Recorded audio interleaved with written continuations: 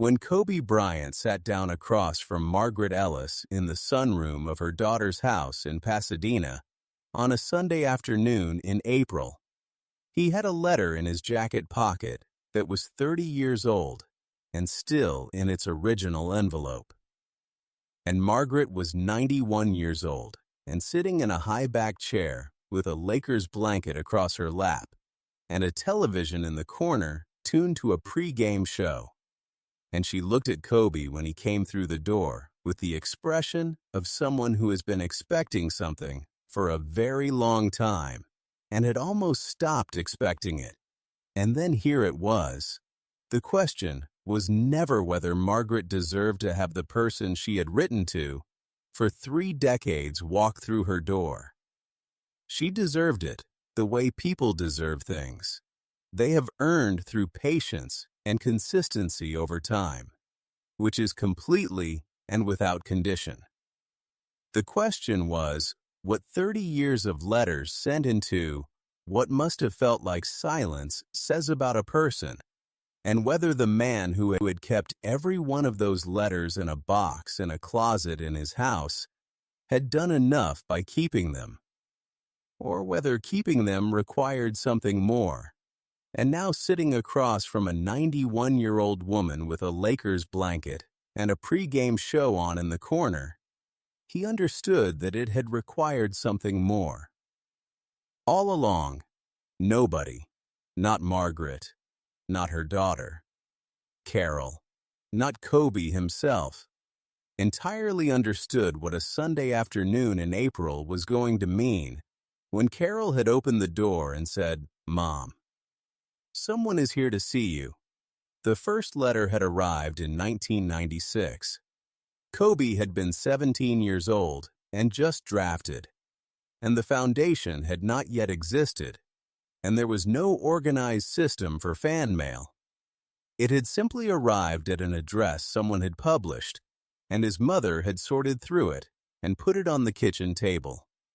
And Kobe had sat down after practice and worked through the stack, the way you work through something when you are 17 and famous for the first time, which is with a mixture of disbelief and the particular embarrassment of someone who is not yet certain they deserve what they are receiving. Most of the letters were short. Margaret's was 4 pages.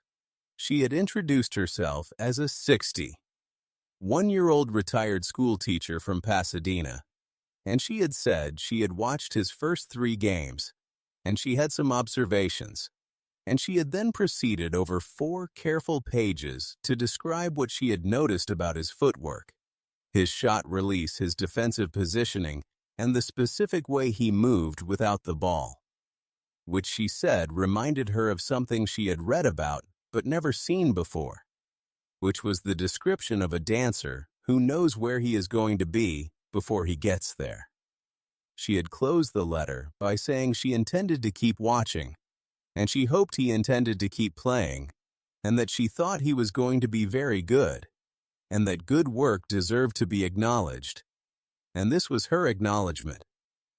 Kobe had read the letter twice and shown it to his mother. His mother had said, "Write her back." He had written back 3 sentences thanking her and saying he appreciated her observations, and he had put her address in a notebook. The letters kept coming, not every week, but consistently every few months. A new letter from Margaret Ellis in Pasadena, 4 or 5 pages, careful and specific and observational. She did not ask for anything. She did not request signatures or photographs. She simply watched and wrote down what she noticed and sent it to him. And over the years, the letters had become something he looked for, the way you look for the things that tell you the truth about your work. From someone with no reason to say anything other than the truth, he had written back when he could, which was not always and not consistently. And he had always meant to do more than he had done. The foundation researcher found Margaret through the return address on the letters, which Kobe still had all of them in a box in a storage room. 47 letters, over 30 years. The last one dated 8 months ago, in which Margaret, who had written her address in a slightly shakier hand than before, had said she had watched the tribute games and the documentaries, and that she stood by everything she had written in 1996, and that she thought the footwork had been the thing. The footwork had always been the thing. Kobe had read that letter 3 times. Carol opened the door on a Sunday afternoon and brought him through the house to the sunroom where Margaret was in her chair with the blanket and the pregame show. And Carol said, Mom and Margaret looked up, and the expression on her face went through several things and settled. You came, she said. I should have come sooner. Kobe said she looked at him steadily with the clear eyes of a woman whose mind had not gone anywhere. Her body might be going. Sit down, she said. He sat.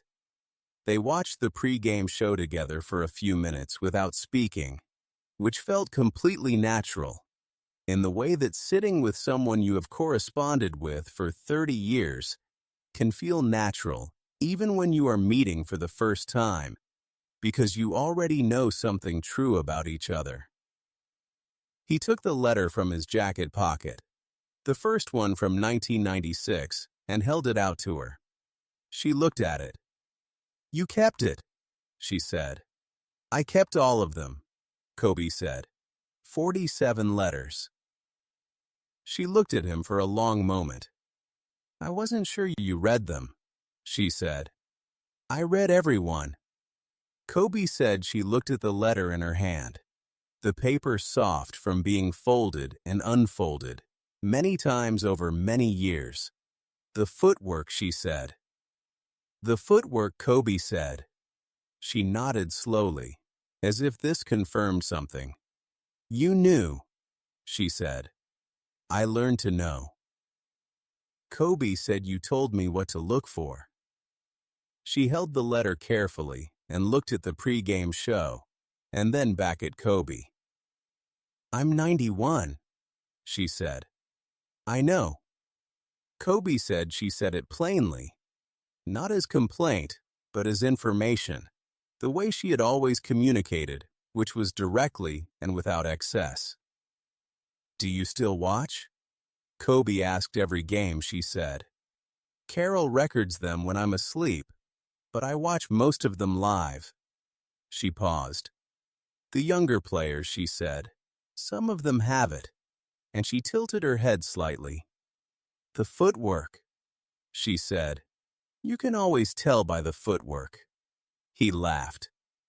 Carol brought them tea and sat in the corner with her own cup and listened to them talk for 2 hours. Margaret asked specific questions about specific games, and Kobe answered them, and she asked about his foundation work, and he told her. And she said, that sounds like the right use of what you have. And he said, I think so. And she said, good work deserves to continue. And he understood. She was not only talking about the foundation before he left. He asked what she needed, and she said nothing.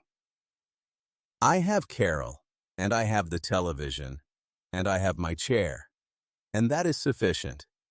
And he said, is there anything that would make it more than sufficient? And she thought about it with the seriousness she brought to all questions worth answering. A better chair, she said. This one is fine, but the back could be better at 91. The back matters more than you would think.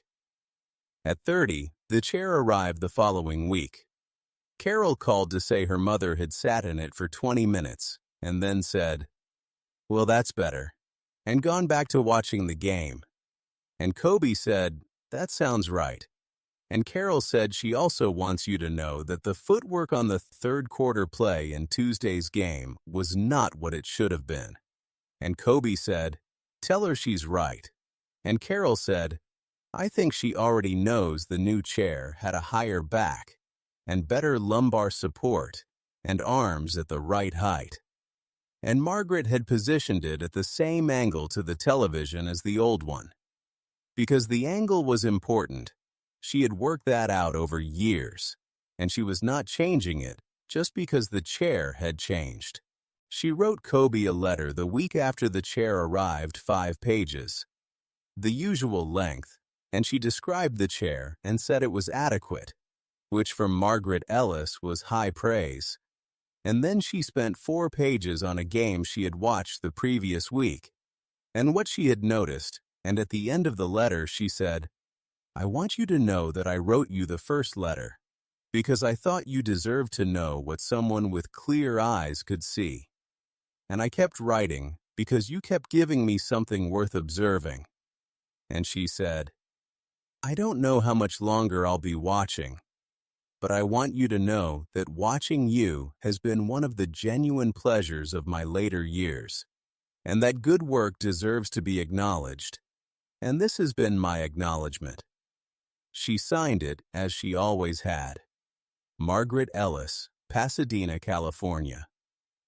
Kobe read the letter in his office on a Thursday morning and sat for a while afterward, looking out the window at the Los Angeles morning. He wrote back the same day, which was not his usual pace. But this letter required the same day. He wrote 4 pages, which was also not his usual length.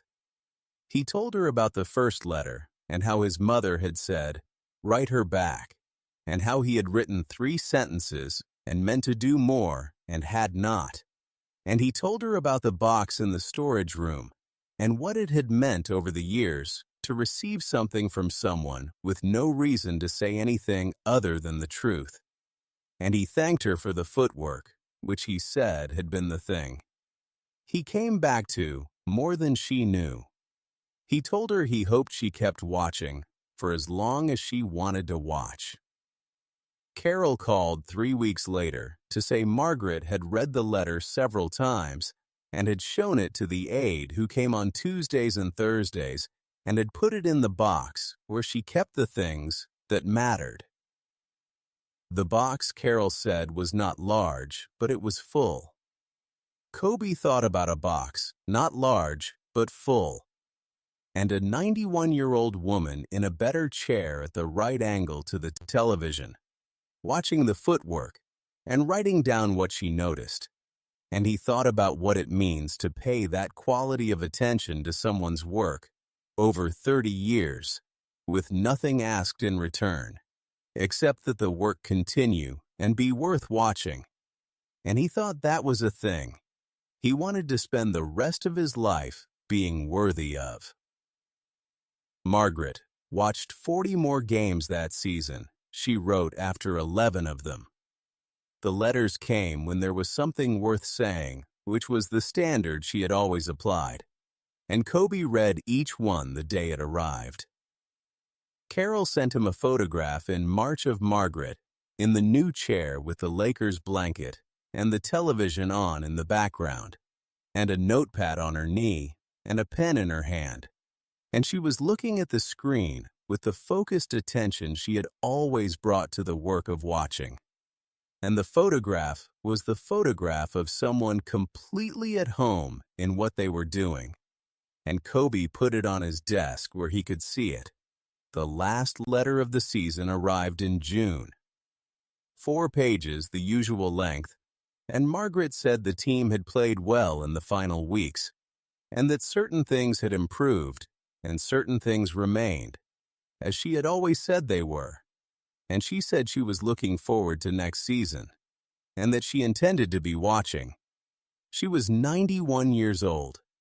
She intended to be watching Kobe read that line twice, and thought about 30 years of letters and a box, not large but full, and a woman who had written the first one because she believed good work deserved to be acknowledged and had continued for 3 decades for the same reason.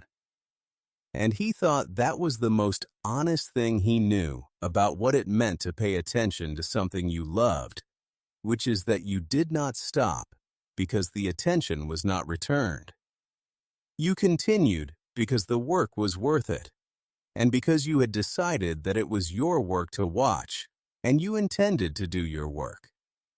If this story moved you, drop your city and country in the comments below. And if you believe that the people who watched us carefully and told us the truth deserve to be found, please hit that like button and subscribe.